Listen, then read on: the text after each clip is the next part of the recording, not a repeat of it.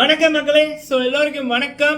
இந்த வீடியோவில் நம்ம முக்கியமான 2 விடயங்கள். ஒன்று, அர்ச்சனா மேம் அவர்களுக்கு எதிராக ரவீனா அவர்களுடைய பெய்ட் போர்ட்ஸ்னா எப்படி அந்த வேலைகளை செய்யும் அப்படி என்பதற்கு ரவீனாவுக்கு இப்போ வந்து கொண்டிருக்கின்ற அந்த ஓட் சிறந்த உதாரணம். அதை பற்றி ஒரு பார்வை. அடுத்தது முக்கியமா ரவீனா அவர்களை இந்த ஜோடி ஆயுரடியில வெற்றியாளராக ஆக்குவதற்கு இப்ப அந்த தீர்ப்பு வழங்குறதையே போட்டியாளர்கிட்ட கொடுத்துருக்கானுங்க. இப்ப கமல்ஹாசன் அவர்கள் நவம்பர் 4ஆம் தேதி 2023ஆம் ஆண்டு பிரதீப் அவர்கள் மக்களால் கொண்டாடப்படுகின்ற மக்களின் நாயகன் என்றே ஒரு வித்தின் 3 வீக்ஸுக்குள்ளேயே பேர் எடுத்த பிரதீப் ஆண்டனி அவர்கள் இவர்தான் வெற்றியாளர் அப்படின்னு மக்களை அப்பவே தீர்மானித்திருக்கக்குள்ள அவர் இருந்தாருன்னா கமல்ஹாசனுடைய ஃபேவரட் மாயா, அப்புறம் மாயாவோட ஃபேவரட் இந்த பூர்ணிமா, நிக்ஷன், ஜோவிகா, அப்புறம் சரணோட ஃபேவரட் ரவீனா.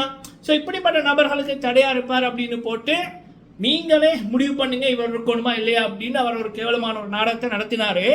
அதே மாதிரி இப்ப ஜோடி ஆயுரடியில யாரை வெளியில அனுப்பணும் என்பதை நீங்களே முடிவு பண்ணுங்க அப்படின்னு சொல்லி நடத்தி இருக்கார்கள். என்னடா இது அப்படின்ற மாதிரி தான் இருக்கு. அதை நம்ம பார்த்துருவோம். அதே நேரத்தில் தமிழ் செல்வி அவர்கள் மீது இவங்க அதாவது சிங்கத்தை கண்டா பூனைகளுக்கும் எலிகளுக்கும் பயம் வரும். சரிங்களா? தமிழ் செல்வி அவர்களுடைய ஜோடி பிரசாத் அவர்களுடைய நடனங்களை நீங்க சோசியல் மீடியால பாத்தீங்கன்னாலே தெரியும். பொதுவா டான்ஸ் அப்படின்றது எல்லாரும் கத்துக்கிட்டாலும் சில பேருக்கு தான் அது பெர்ஃபெக்டா வரும். ஆனா அந்த பெர்ஃபெக்டா ஆடுறவர்களை விட சில பேருக்கு தான் சில குவாலிட்டி இருக்கும். உதாரணத்துக்கு 1000 நடன கலைஞர்கள் இருந்தாலும் தளபதி அவர்களுடைய நடனமே, தளபதி விஜயன் அவர்களுடைய நடனமே ஒரு தனி ஸ்டைலா இருக்கும். அது பார்த்துக்கிட்டே இருக்கலாம் போல இருக்கும். சரியா? அதே போலதான் பிரபுதவா சார் அவர்கள், அவங்களோட பாடி லாங்குவேஜ் வேற, ஈஸியா அவங்களுக்கு அது வரும், நம்ம ரசிப்போம். அதே மாதிரி தான் மிஸ்டர் பிரசாத் அவர்களுக்கு தமிழ் செல்வி அவர்களுடைய பேர். சரிங்களா? Wonderful dancer. சாண்டி மாஸ்டர் அவர்களுக்கு ஈக்குவலான திறமையுடைய நபர் பிரசாத் அவர்கள். சரிங்களா? தமிழ் செல்வி அவர்கள். அப்போ அப்படி தமிழ் செல்வி அவருடைய முதலாவது பெர்ஃபார்மன்ஸ் நீங்க பார்த்துருப்பீங்க. ஆல்ரெடி சோஷியல் மீடியால அவங்களுக்கு ஃபேன்ஸ் இருக்கு. C is a self made superstar. சரிங்களா? தன்னைத்தானே செதுக்கி இவ்வளவு தூரம் வந்திருக்காங்க. இந்த ரவீனா அவர்களை போல இப்ப இந்த பெயிட் போர்ட்ஸை வச்சு பண்ற மாதிரி அவங்க எதுவுமே பண்ணல. அப்படி இருக்கக்குள்ள அவங்கள வெளியில் அனுப்புவதற்கு நடத்தப்பட்ட ஒரு கேவலமான ஒரு விடயம். அதை பற்றியும் இந்த வீடியோல ஃபுல்லா பார்க்கலாம். சரிங்களா? ஃபுல்லா பாருங்க, லைக் பண்ணுங்க. ஃபர்ஸ்ட் டைம் வந்திருக்கீங்க அப்படின்னா மறக்காம சப்ஸ்கிரைப் பண்ணுங்க. உங்களுடைய கருத்துக்களை தவறாம சொல்லுங்க, முடிஞ்ச பல பேருக்கு ஷேர் பண்ணுங்க மக்களே. ஓகே, முதலாவது விடயம் அர்ச்சனா இப்ப மேம் அவர்களுக்கு நடக்கிற ஒரு துரோகம் அப்படின்னு தான் சொல்லணும். இந்த ரீம் கிரஷ் 2024 அப்படின்ற மாதிரி ஒரு இது ஒன்று நடக்குது. அதுல என்ன அப்படின்னா, இதை பத்தி அர்ச்சனா ரவிச்சந்திரன் அவர்கள் உடைய பேர் இருக்கின்றதுனால பல பேர் இதை பத்தி பேசுறாங்க இப்ப சோசியல் மீடியால. இல்லைன்னா மனுஷன் பார்த்துருக்க மாட்டாங்க இதெல்லாம். சரியா? அப்படி இருக்கக்குள்ள போன திங்கட்கிழமை இது இந்த ஓட்டிங் ஆரம்பிக்கப்பட்டது. இந்த நாளைக்கு இந்த ஓட்டிங் முடியுது. அப்போ திங்கள்ல இருந்து வெள்ளி வரைக்கும் அர்ச்சனா அவர்களுக்கு 5 லட்சம் ஓட்டு கிட்ட. சரிங்களா? ரவீனா அப்படின்றவங்கள டாப் 6க்குள்ளேயே இல்ல.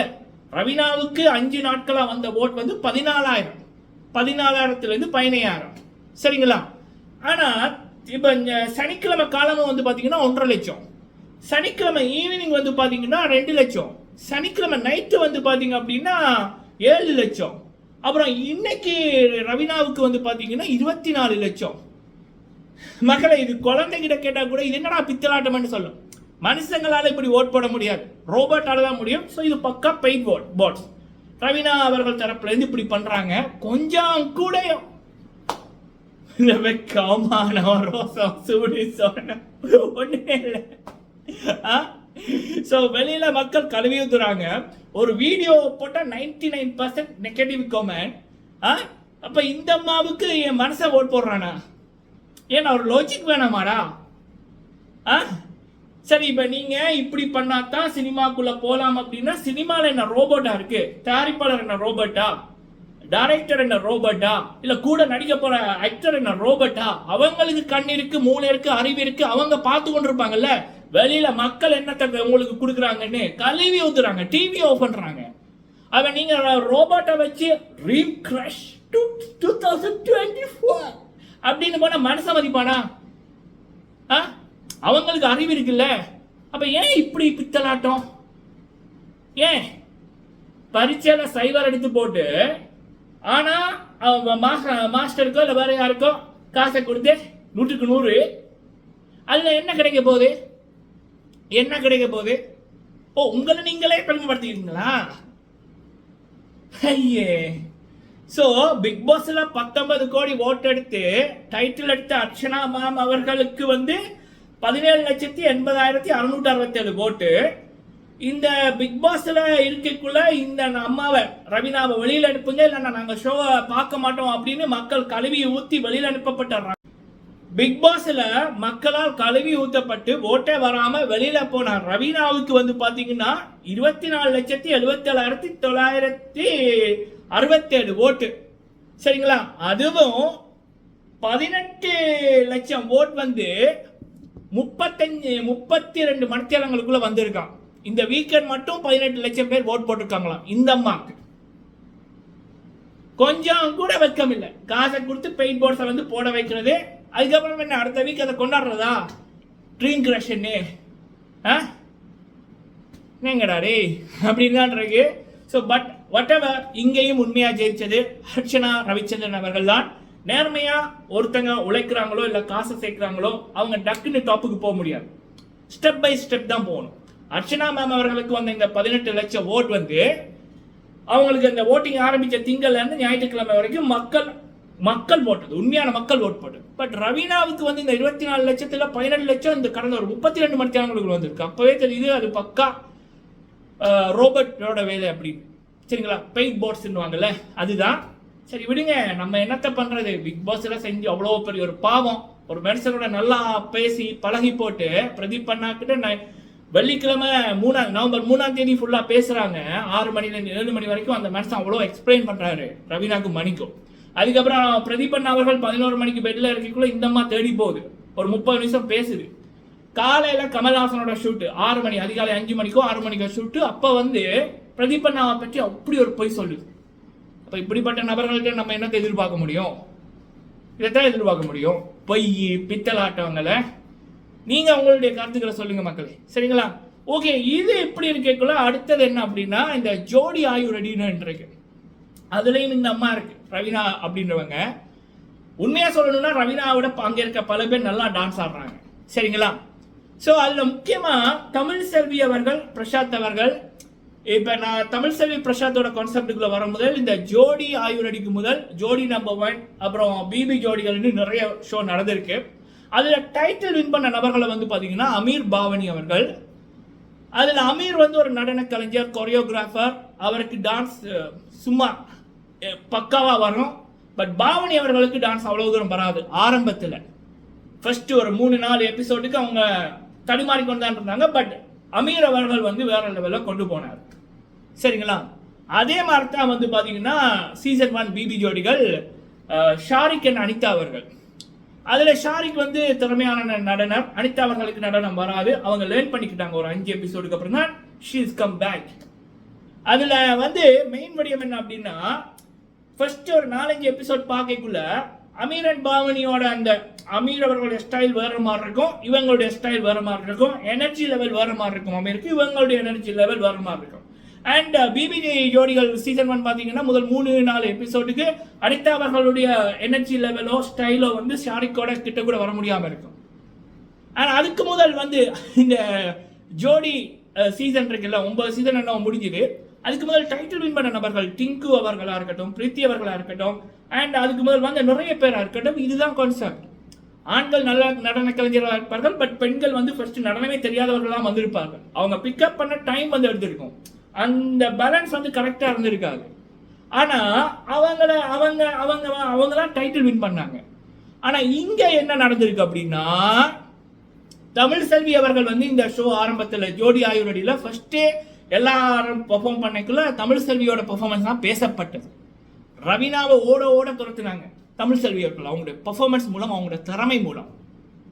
அண்ட் அதுக்கப்புறம் இதுல பாத்தீங்கன்னா என்ன ஃபர்ஸ்ட் போன வீக் சொன்னாங்க என்னன்னா, அவர் ஷார்ப்பா இருக்காரு, நீங்க கிரேஸா இருக்கீங்க, அவருடைய பெர்ஃபார்மன்ஸ் பிரசாத்தோட பெர்ஃபார்மன்ஸ் ஷார்ப்பா இருக்கு, உங்களுடைய கிரேஸா இருக்குது, அது கொஞ்சம் பார்க்க இதா இருக்கு.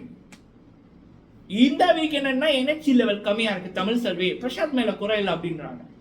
சரி, அதுக்கப்புறம் தீர்ப்பு யாரை வெளியில அனுப்பணும் அப்படின்றத என்கவுண்டரா அதை கான்டெஸ்ட் நீங்களே முடிவு பண்ணுங்களாம். 9 பேர்ல 7 பேர் தமிழ் செல்வி பிரசாத்தை குத்துறானுங்க. அப்பவே உங்களுக்கு தெரிஞ்சிருக்கணும் அவங்க தான் அங்க ஸ்ட்ராங்கா இருந்திருக்காங்க.